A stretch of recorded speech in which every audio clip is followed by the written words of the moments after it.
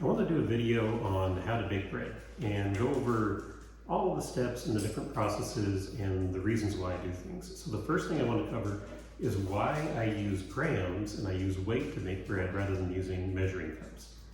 The second thing I want to do is how to make bread if you don't have a mixer. So making it by hand, the old-fashioned way, and one of the ways I started out making it after I moved away from home, didn't have my mom's KitchenAid. The third thing I want to go over is kneading, because kneading is how we develop the glutens and we get that, just the characteristics of bread and the nice crumb.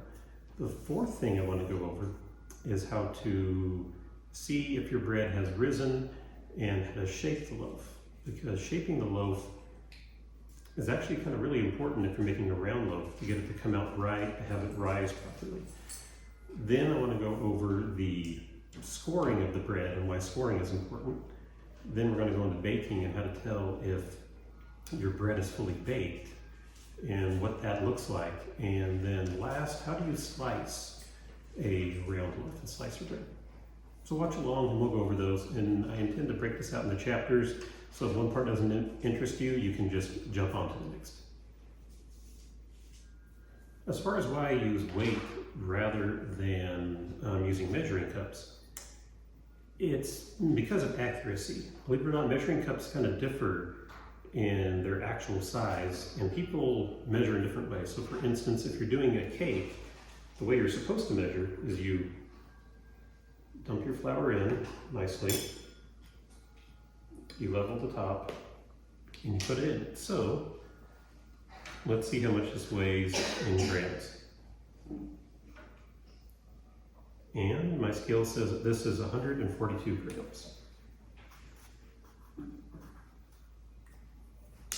Now let's try this one. I'll zero this out.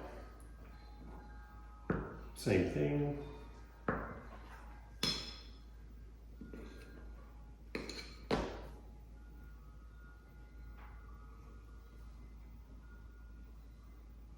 And this is saying it's 131 grams.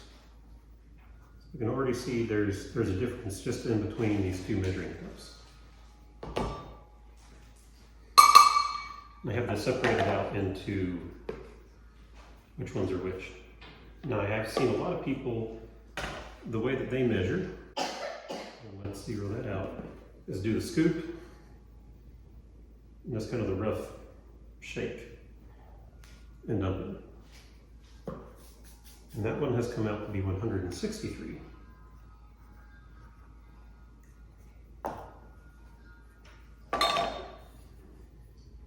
And I'll do the same thing on this one. Scoop, kind of a shake. Oh, forgot to zero it out, so let's try that one again, just to make sure we get a precise one, and you guys know that I'm not lying. So scoop, shake it level. And that's saying it's 157 grams.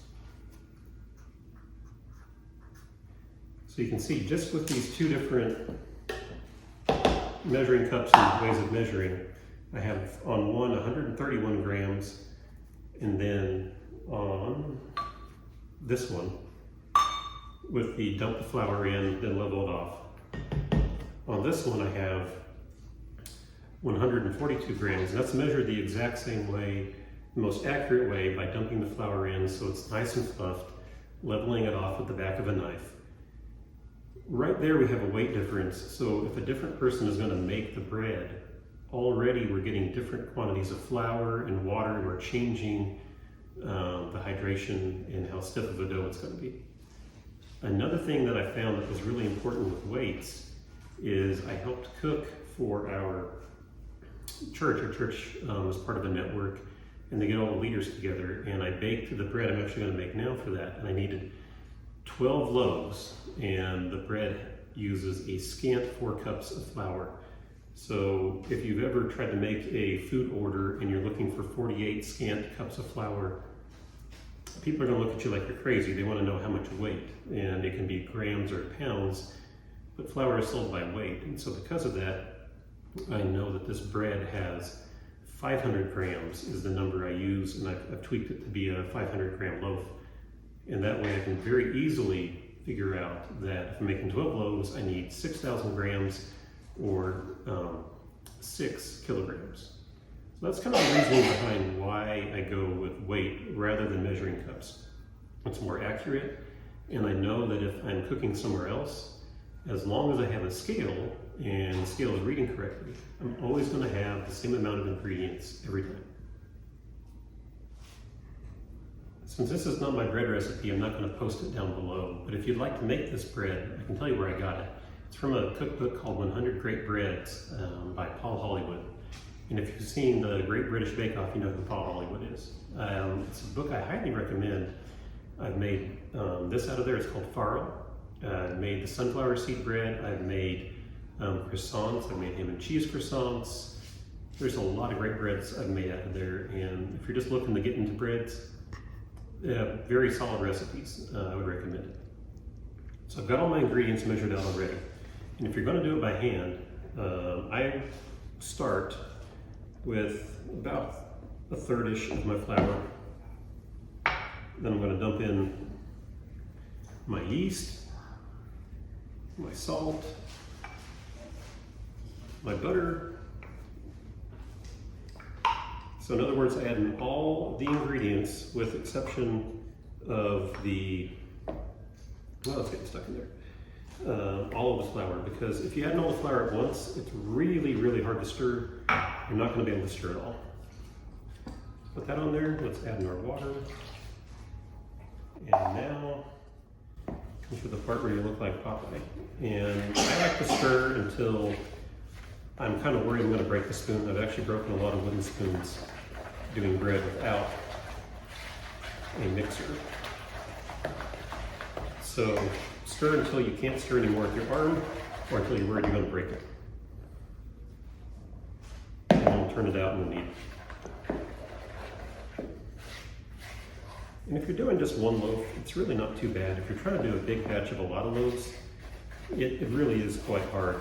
And that's when I would highly recommend having a mixer, because a mixer will save your arm and make it so much easier to make.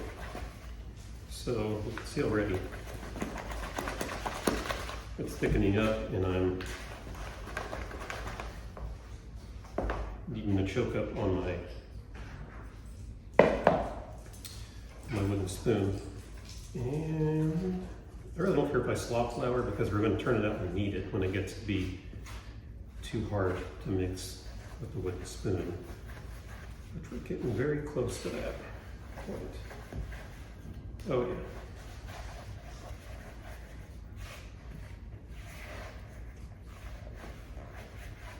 Perfect, that's it, it's about there. So now what I can do is add the rest of my flour down. And I like to use some flour on the outside to clean the bowl. Wipe off as much of that dough as I can.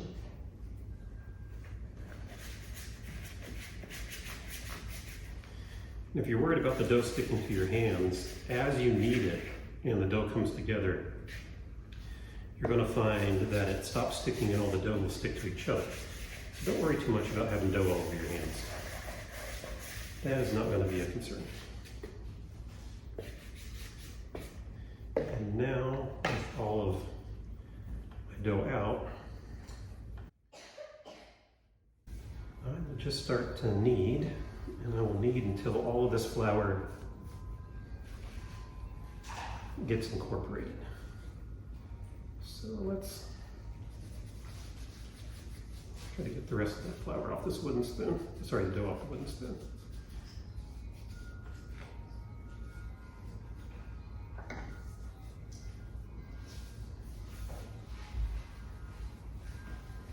And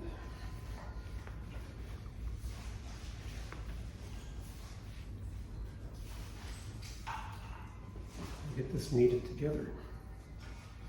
At this point, I'm just trying to get all the flour in. I'm not kneading for smoothness and consistency. I'm just trying to get all the flour into the bread at this point.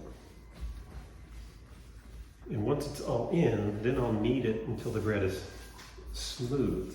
And I have a very smooth, silky dough. And the reason I really like this farro recipe is because I've made it a lot of times and I've even messed up a little bit on it each time, and it always turns out. It seems to be a very well-balanced dough with the amount of butter it has in it and the salt and the flour, that no matter what you do, it seems to turn out well.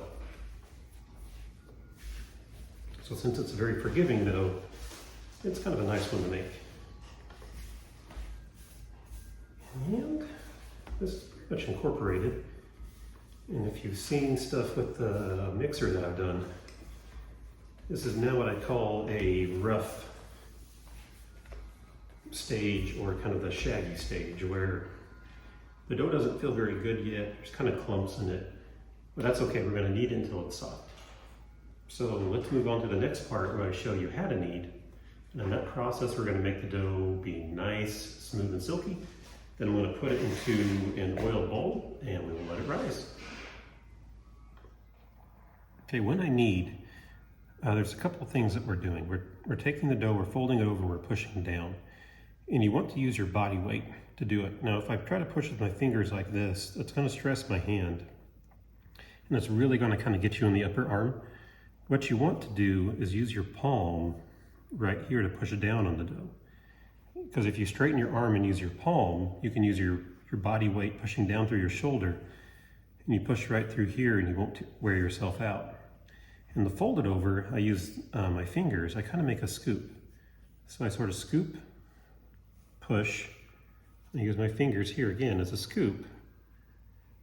And then I push, scoop, push, scoop, push. And we will just kind of knead our dough. And if the dough is still a little bit sticky like this one, it'll actually stick to your hand when you've pushed down, and it'll lift back up. If you go really slow, then you're going to need to kind of scoop each time. And work on the technique first. And as you get the technique down, then you're going to get faster and better, and you can do it pretty quickly. So remember how that dough was pretty rough before? It's already getting very soft. And the thing I really like about this dough is it really tells you pretty easily when you've hit the right point, because for lack of a better way of saying it, the dough feels like butter. It is just very smooth and silky, and you can't feel any rough pieces, and then you know that it is ready. And I can tell already from this one, I have hit that point. So you can see, even without flour down on the counter, my dough isn't sticking to the counter. It's not sticking to my hands as I'm kneading it. And if you're wondering about, if you see a recipe that says a soft dough, a medium dough, a stiff dough, this would be a stiff dough. And stiff doughs are what you're going to use if you're making a dough that you want it to hold its shape. So this is a stiff dough, and now that this is made, I'm going to put it into an oiled bowl. I have a little bit of olive oil in here. I'll scoop this up. I'll toss it around so you can see kind of how the dough looks. We're going to let it rise until double, so it'll be up about right here. Then we will turn our dough out. I'll knock the air out of it, we'll shape it, and we'll let it rise again for baking. All right, so our bread has risen. Take the plastic wrap off and you can see it's gotten quite a bit bigger. So what we're going to do is knock the bread back. I'm going to get a little flour. We only need just a little bit. And the reason I oil it, as you can see, it turns out very nicely. After it's risen, it's got a lot of air in it. And if we go right to shaping it, it's going to make for a weirdly shaped loaf. So we want to knock all the air back. And what I do is simply knead it for just a little bit. And that is going to push all of the air out so that the bread can rise again and refill it. And if you're going to add any seasonings or other things, this would be the time to do it. Another method I'll make for making this, like if we're having it with soup, is I'll roast a whole head of garlic and till it's nice and soft. And that's when I will add it in. I'll squeeze the garlic into here and then I'll knead it in. So this is ready, and now we're going to shape. If you've ever had your loaf come and it's not shaped as kind of oblong or something, when you try to make it round, it might be your shaping. So what I'm going to do is I'm going to use these 3 fingers or these 2 fingers. I'm going to pull the top, and with these fingers I'm going to pull underneath, because what we're trying to do is stretch the top of the dough. And this is very important with sourdough, because you need a nice tight top so that as the bread rises, it holds that air in and holds its shape. So I'll kind of turn, and what I'm doing is I'm pulling down, and I'm also pulling underneath. And you can kind of see down here it's a little bit twisted. That's what's happening.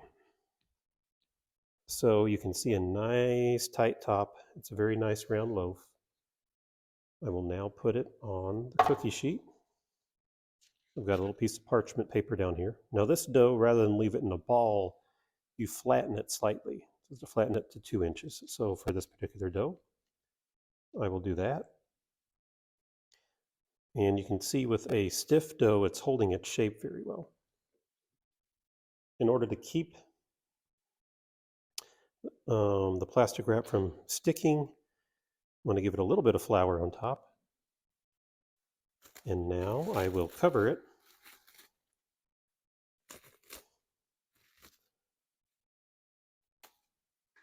When we come back, I'll show you how to score the top of the bread and bake it. One thing to always remember to do too is to preheat your oven at this stage. The reason for that is this isn't like cookies where you can put the cookies on the cookie sheet and then be like, oh, I forgot to preheat the oven, and then heat it and it's fine. When the bread has risen and it needs to go in the oven, you really need to have the oven preheated, because if you wait too long, the bread will get too big and you put it in the oven, it'll fall back down. So in order to keep it from overproofing on the second time, we want to make sure that the oven is preheated, and that way when we're ready to put it in the oven is ready to. Our bread has risen again, and it's time to score it. Before we score it, I should probably talk about why we score it. A long time ago, you used to have a communal oven that everybody would take their bread to, and you would bake it. And it's really hard to tell whose bread is whose. So they used to score in different patterns. Each family had their own pattern, and that's how you knew whose bread was whom's. When you had commercial bakeries, oftentimes they will score the top of the bread differently. So just at a glance, you can see what type of bread it is. For instance, a whole wheat will have a different score than a white bread or a grain bread. The scoring actually is very useful and intentional too, because as we put this in the oven, it's going to rise a little bit because of the yeast. We want to make sure that as it rises and expands, it cracks where we want it to. This would be the same concept of why you put a control joint or a crack in a concrete by cutting a line.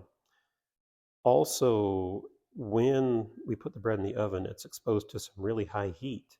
And what that's going to do is the moisture in the bread is going to be converted to steam, and it's going to expand rapidly. This rapid expansion is going to need someplace to escape as the steam escapes. If we don't score it, it's going to find wherever it can, and it'll just rip and make a weird shaped loaf. It could cook unevenly. So by scoring it, we're telling it where we want it to release the steam, where we want it to break open, and we're going to kind of try to control what it's already going to do. Now to score it, you can use a really sharp knife like this one, and remember when we score it, we're looking to cut the top just a little bit, not chop. Axes and cleavers are for chopping, knives are for cutting. So we don't want to push hard. If we push hard, we're going to deflate the loaf. We want very, very light pressure, and we're going to pull the knife, and we're going to use the sharp edge to cut. So for what I will do here,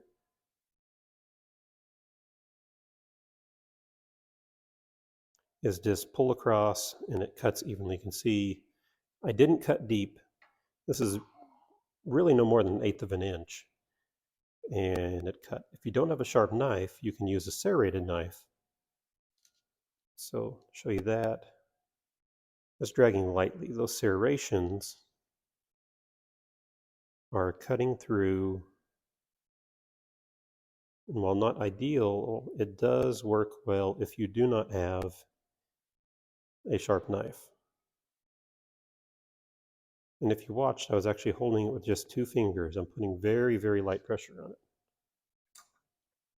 The way I like the best is using a bread lane. But really, all this is a stick and a razor blade. This is kind of the old-fashioned razor that you would see used by your grandpa or your dad, maybe. And again, we're not looking to like chop and smash it, just real light pressure to cut.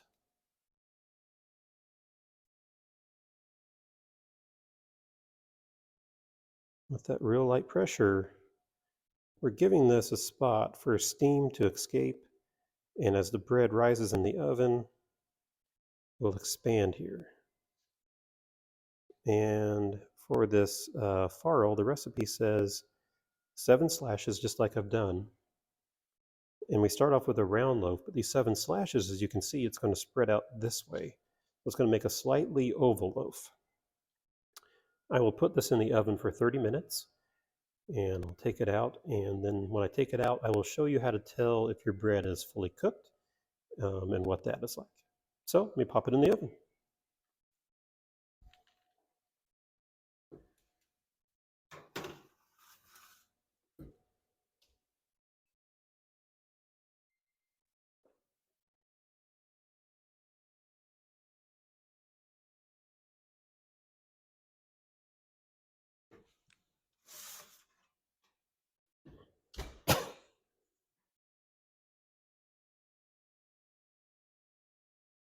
All right, this is our bread.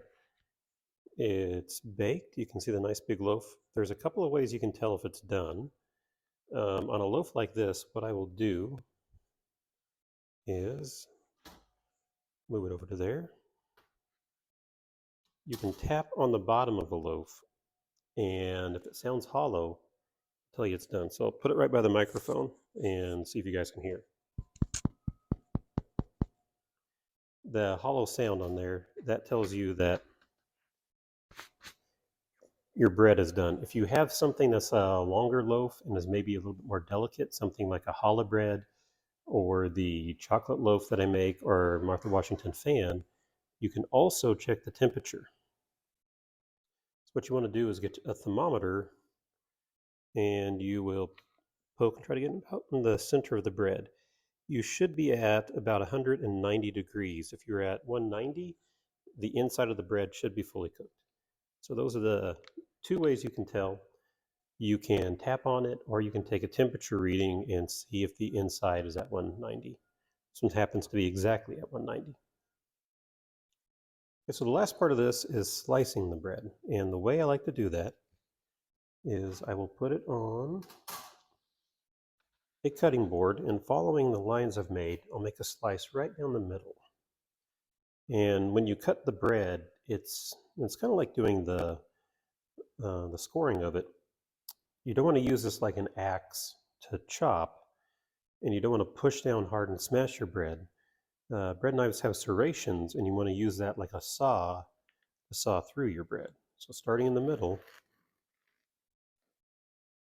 I will slice down through. See, now I have 2 nice halves. Then I will turn it over like this. So I want both pieces together. So again, this is the way it was on there. I'm going to turn it like this, because now I can turn it and I'll slice through. It'll make a little bit more sense when I show you how I like to present the bread. So I'll zoom in closer and you guys can see this better. It can be kind of hard when you're cutting the bread to cut down straight. This bread has a very soft crust on it. Something like the sourdough has a harder crust, and your bread knife will want to kind of glance off. So what I do is I actually start with the knife perpendicular to the bread just to break the skin of the crust. Then I'll turn it, and you can slice down through. So again, I'll look at it and I'll get it kind of just turned off to the side to score it and turn down through. And we want to take advantage of the serrations and use it like a saw to cut nicely through there.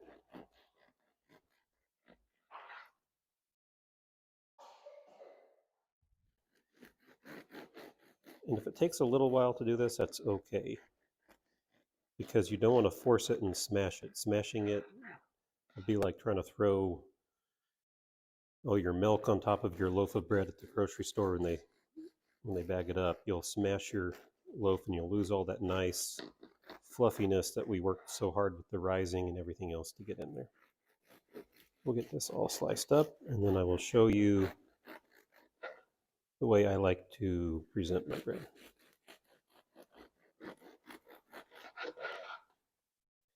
I'm getting close to over here. I want to turn it just till I score the top.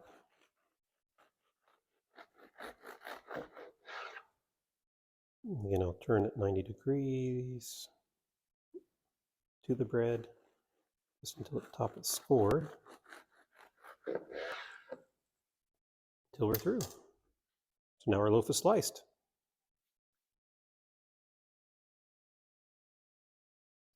Okay, so I have a basket here, and what I like to do is I like to use just a basket and I'll line it with a clean dishcloth. It's actually a little big for this loaf, but what I'll do is you can take it, I'll turn it and put it in, turn it and put it in, so it goes back together just like how we had our loaf originally before we cut it. And now it's all sliced and it's ready for serving, but we've kind of kept the look of the loaf and the integrity of the loaf, so people can see the dusting on the top and how nice it is rather than just kind of a stack of slices. And then I'll just cover this with another clean dishcloth until it's ready to serve. And that is how you can bake a simple loaf and make a simple loaf. Bread really isn't that tricky or that hard once you see it. It looks a little intimidating. You're dealing with some sticky dough. People talk about rising until double, and some of that can be a little confusing. Hopefully, this explains it and makes bread baking a little less intimidating. If you found it helpful, then feel free to like it. If you think someone else would benefit from seeing this, feel free to share it with them. And I hope you get into baking and start baking your own bread, because nothing beats home baked bread, and I hope you enjoy it.